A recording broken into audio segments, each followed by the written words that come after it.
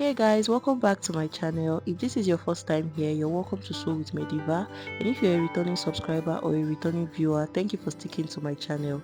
So in today's video, I'll be showing you guys how to cut and sew this simple shirt dress that I'm wearing. It has a collar and also has two pockets in front. This video is very beginners friendly and also very easy to follow. If this is something you are interested in, make sure to keep watching and make sure you watch till the end. And don't forget to give this video a thumbs up, leave a comment and subscribe to my channel. So I made use of 2.5 yards of this beautiful African print fabric. I have my other materials here and I have my buttons because it's a shirt dress. So let's jump right in. So we're going to start with the back panel and I have cut out my fabric already. It is in a fold of 2.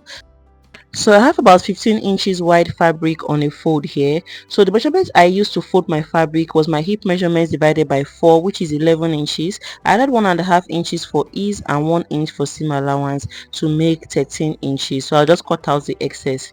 So you can also decide to reduce your ease allowance. It just depends on how you want yours. And the length of my dress is 36 inches, but I have 38 inches there because of the folding allowance. The first thing to do is to mark out a straight line at the upper part of your fabric, which is going to serve as the shoulder line. After that, I'll come over to the closed angle of my fabric and then mark the wideness of the neckline, which is 3 inches, and the depth of the back neckline is 1 inch, and then I'll connect the points together.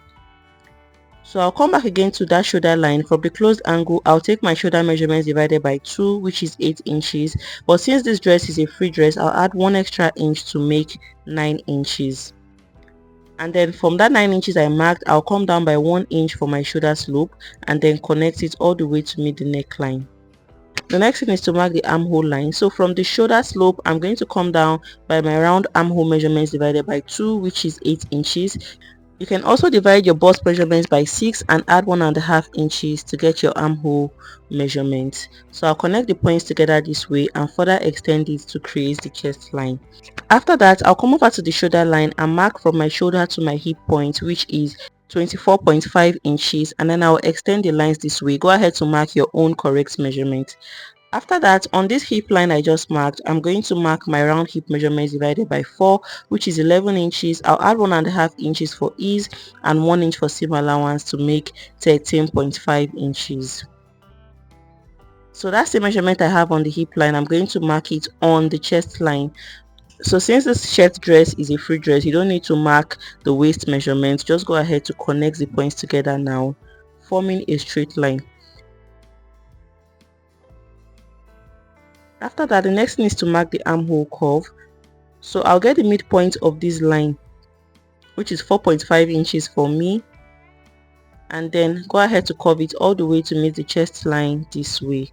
So this is basically all for the back panel. Let's go ahead now to cut it out.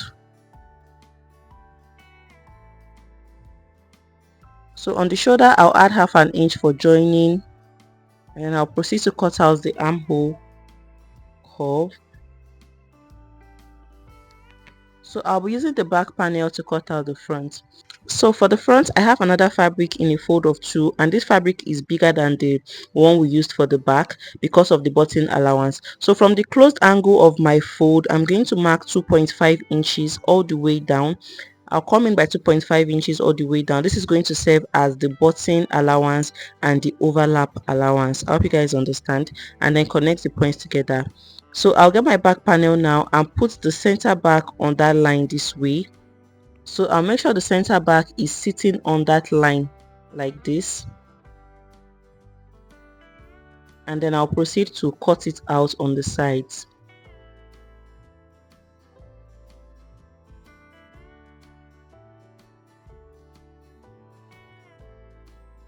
So after cutting out, the next thing is to mark the depth of the front neckline, which is 3 inches, and that is usually the standard neckline when making a shirt. So I'll mark the neck width and just go ahead to connect the points together this way, and then proceed to cut it out. So after cutting out, I'll separate the front from the back and then proceed to notch the button allowance. So after that, I'll cut the center front opened. You know we're going to be having buttons in front, so I'll open up the center front. So we have 2 pieces of the front panel now. So So what I'm going to do next is to iron my paper stay to the button allowance only. So on this area I'm using as my button allowance, I'm going to iron my paper stay or air stay to that point to give the fabric a bit of weight. So I iron my air stay to the button allowance on both fabrics, and this is what it looks like. The next thing I want to do is to fold in the allowance. So we took out 2.5 inches for our button allowance, but we're only going to be folding in 1.5. The remaining 1 inch is going to serve as the overlap in front. So first thing you have to do is to fold in 1/2 inch and go ahead to iron it out. After folding in that 1/2 inch, fold in another 1 inch this way so that the fold ends directly on the point where you notched. I hope you guys understand. So fold in 1/2 inch first, iron it out so that it lays down flat, and then fold in another 1 inch and then iron it out before you go ahead to stitch it all the way down. So this extra 1 inch that we have is going to serve as the overlap in front, and we're going to be having our button and buttonholes on it.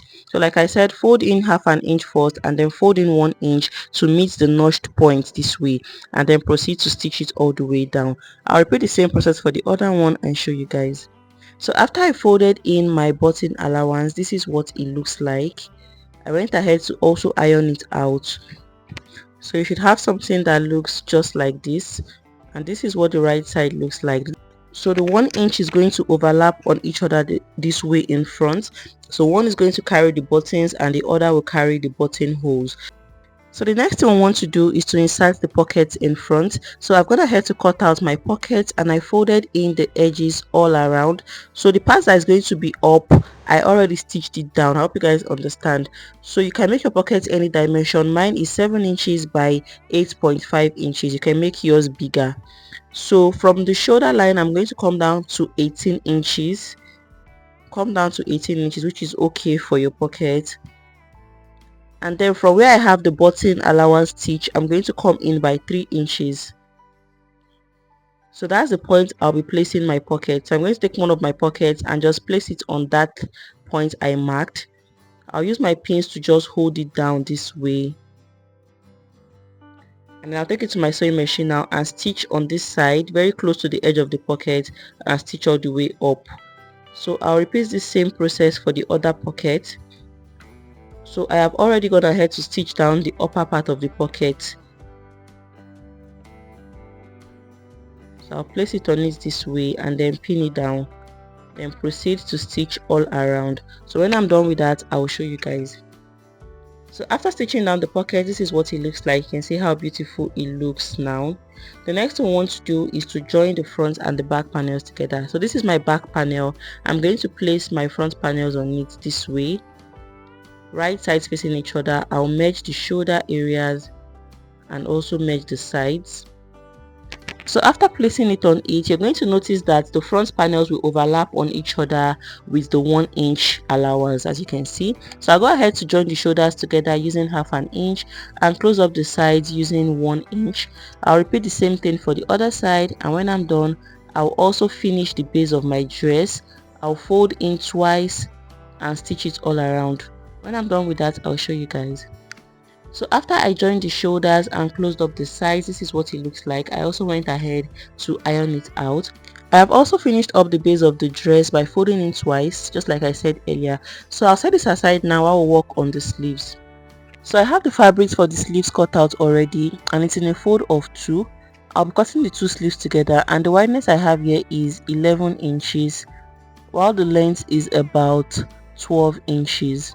So the first thing you're going to do is to mark out a starting line, which is going to serve as the shoulder line. From that line, I'll come down to my cap's height, which is 4 inches. To get your cap's height, divide your bust measurement by 12 and add 1/2 inch. So I'll extend the line this way and then mark out the full length of my sleeve, which is 10 inches plus 1 inch for folding allowance to make 11 inches. So I'll also extend the line this way. So after extending, I'll come over to this cap's height line and mark the armhole measurement I have on my dress. So I went ahead to measure around the armhole of my dress and I got about 20 inches. Divided by 2 is 10 inches plus 1 inch for seam allowance, making 11 inches. So I'll go ahead to connect the points together this way and then get the midpoint of the line.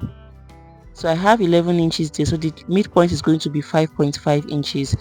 So I'll form a curve this way all the way down.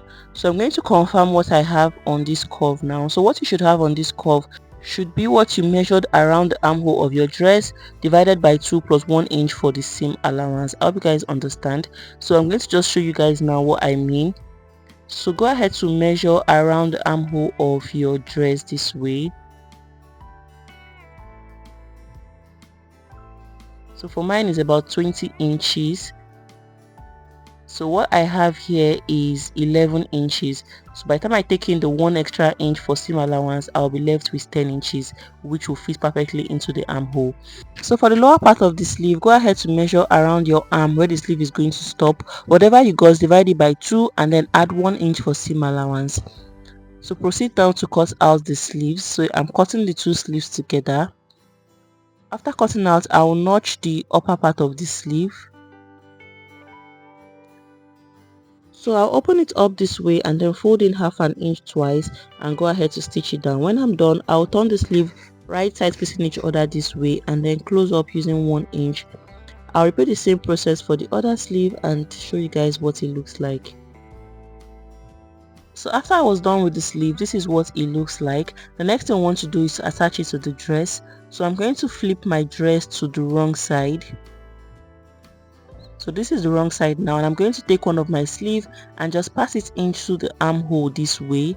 So I'll merge the point where I notched on my sleeve facing the shoulder joining and then use my pin to hold it down. And then the side joining of the sleeve, I'll also merge it to the side joining of my dress this way. So if you measured correctly, your sleeve is going to fit perfectly into the armhole, just as you can see.